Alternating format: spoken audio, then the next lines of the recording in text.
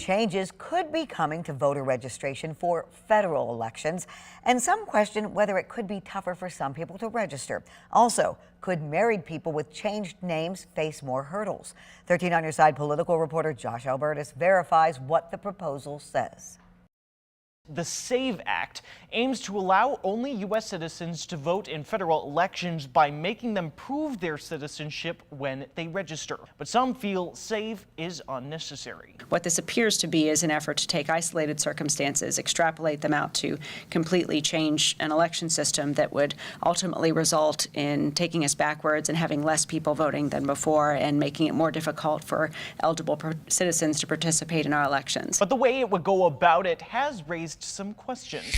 One viewer, Denise, asks us, will U.S. citizens who are women have difficulty voting or registering to vote if they have changed their last name through marriage? Whether someone will have difficulty will likely be judged by what each person may experience if the SAVE Act does become law. But we can verify what the facts of this proposal are to help you at home make up your own mind. So let's verify.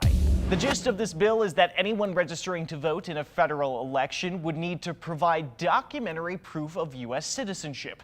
It describes documentary proof as any of these: an ID that complies with the Real ID Act of 2005 and shows you're a U.S. citizen, a valid U.S. passport, your military ID card alongside a military record showing your place of birth in the U.S., a valid government-issued photo ID showing your place of birth in the U.S., or another kind of valid government-issued photo ID that is given alongside a document like a birth certificate or adoption decree. For those who've changed their name, some have said these kinds of things will make it more difficult, with more potential forms and steps, as well as costs to obtain updated documentation or time and resources to travel to get them.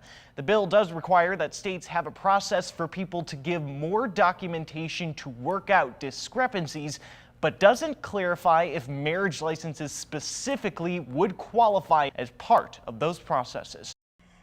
And Josh, something like this is happening at the state level as well? And Juliet, here in Michigan, some state lawmakers are also seeking a state constitutional amendment to require verification of citizenship to be able to vote as well. But it's important to note that both that and the SAVE Act are only proposed at this point. Neither are yet law. Josh, thank you.